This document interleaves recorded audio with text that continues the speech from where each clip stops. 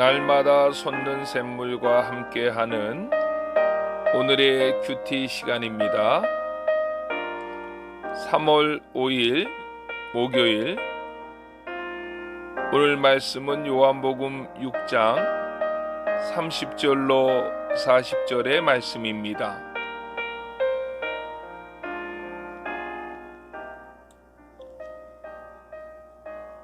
그들이 묻되 그러면 우리가 보고 당신을 믿도록 행하시는 표적이 무엇이니이까? 하시는 일이 무엇이니이까? 기록된 바 하늘에서 그들에게 떡을 주어 먹게 하였다 함과 같이 우리 조상들은 광야에서 만나를 먹었나이다. 예수께서 이르시되 내가 진실로 진실로 너희에게 이르노니 모세가 너희에게 하늘로부터 떡을 준 것이 아니라 내 아버지께서 너희에게 하늘로부터 참떡을 주시나니 하나님의 떡은 하늘에서 내려 세상에 생명을 주는 것이니라.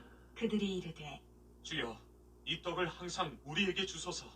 예수께서 이르시되 나는 생명의 떡이니 내게 오는 자는 결코 줄이지 아니할 터이요 나를 믿는 자는 영원히 목마르지 아니하리라. 그러나 내가 너희에게 이르기를 너희는 나를 보고도 믿지 아니하는도다 하였느니라. 아버지께서 내게 주시는 자는 다 내게로 올 것이요 내게 오는 자는 내가 결코 내쫓지 아니하리라. 내가 하늘에서 내려온 것은 내 뜻을 행하려 함이 아니요 나를 보내신 이의 뜻을 행하려 함이니라. 나를 보내신 이의 뜻은 내게 주신 자 중에 내가 하나도 잃어버리지 아니하고 마지막 날에 다시 살리는 이것이니라. 내 아버지의 뜻은 아들을 보고 믿는 자마다 영생을 얻는 이것이니 마지막 날에 내가 이를 다시 살리리라 하시니라. 오늘도 하나님의 크신 은혜가 안천의 성도님들의 삶 속에 충만하시기를 간절히 기도드립니다.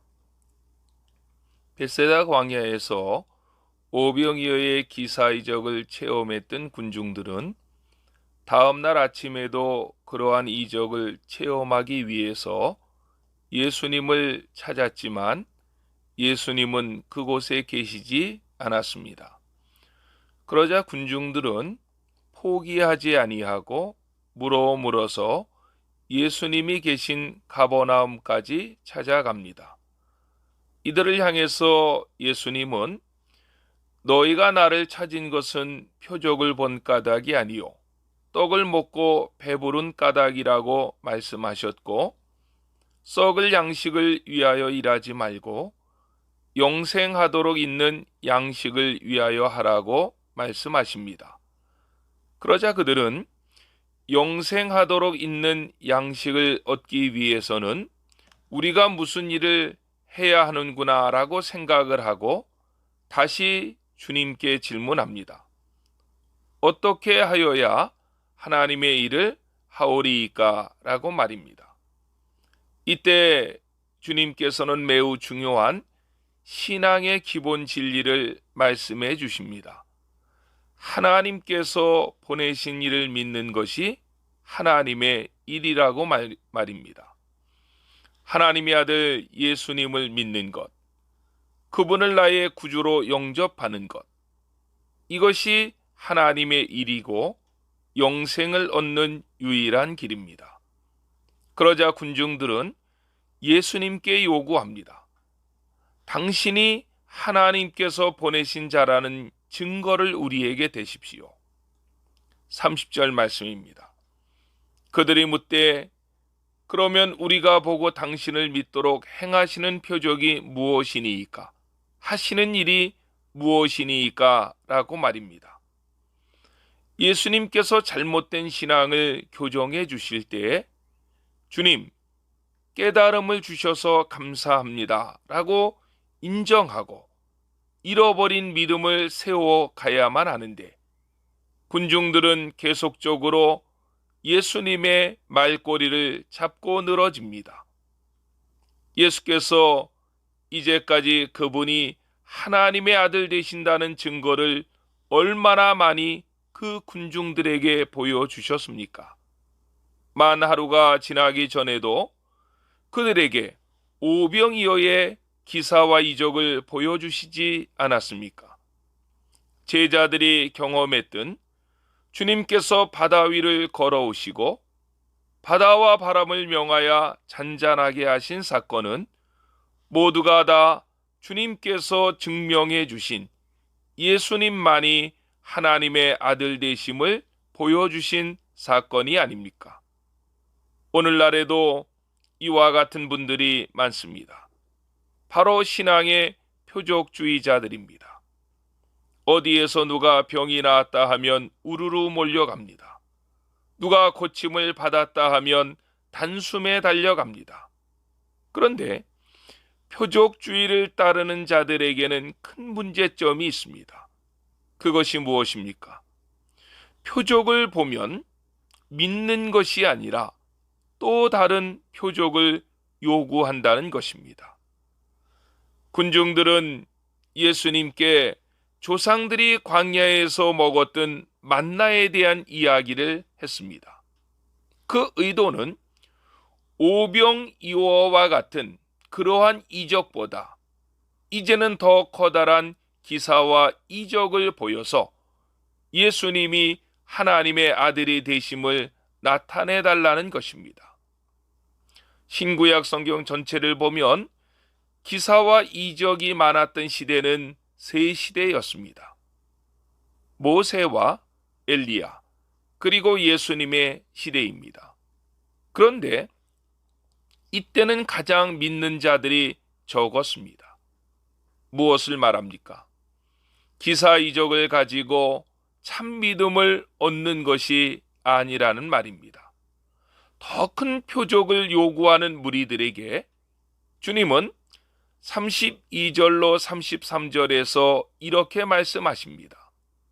예수께서 이르시되 내가 진실로 진실로 너희에게 이르노니 모세가 너희에게 하늘로부터 떡을 준 것이 아니라 내 아버지께서 너희에게 하늘로부터 참떡을 주시나니 하나님의 떡은 하늘에서 내려 세상에 생명을 주는 것이니라고 말입니다. 즉 광야에서 내린 만나는 모세가 준 것이 아니라 하나님께서 주신 것이라는 말입니다. 그 만나는 하나님께서 이스라엘 백성들에게 일시적 허기를 면하도록 주신 하나님의 선물이라는 것입니다. 그것은 하나님께서 주실 진짜 생명의 떡의 일시적인 그림자에 지나지 않는다는 것입니다. 그러자 군중들은 34절에서 주님께 이렇게 요구합니다. 주여, 이런 떡을 항상 우리에게 주소서라고 말입니다. 주님은 무리들의 이러한 요구를 들으시고 35절에서 이렇게 선포하십니다. 예수께서 이르시되 나는 생명의 떡이니 내게 오는 자는 결코 줄이지 아니할 터이요 나를 믿는 자는 영원히 목마르지 아니하리라고 말입니다. 맞습니다. 하나님의 아들이 되시는 우리 주 예수 그리스도 그분만이 영원한 생명의 떡이 되십니다. 한 번 마시면 영원토록 목마르지 아니하는 생명수가 되시는 것입니다. 그리고 예수님은 누구든지 그 예수님을 영접하고 그 예수님을 믿고 그 주님께로 나오는 자들을 살려주시기 위해서 이 땅에 오셨다고 선포하십니다. 그것이 바로 하나님께서 예수님을 이 땅에 보내신 목적이라고 말씀하십니다. 오늘 큐티는 이러한 귀한 말씀이 담겨져 있는 본문 39절로 40절 말씀을 한 목소리로 그런 은혜를 내게 주신 하나님께 감사하는 마음으로 함께 봉독하고 마치겠습니다. 나를 보내신 이의 뜻은 내게 주신 자 중에 내가 하나도 잃어버리지 아니하고 마지막 날에 다시 살리는 이것이니라. 내 아버지의 뜻은 아들을 보고 믿는 자마다 영생을 얻는 이것이니 마지막 날에 내가 이를 다시 살리리라 하시니라. 아멘. 기도하시겠습니다. 사랑의 하나님, 감사합니다.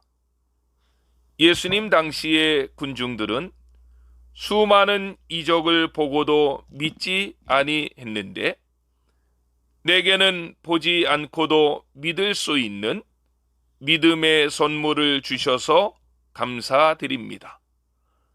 하나님의 아들이신 예수님을 나의 구주로 믿는 일에 있어서 환경이나 여건에 흔들리지 않게 하시고 오직 주님만 바라보고 이 믿음의 길을 걸어가게 하옵소서.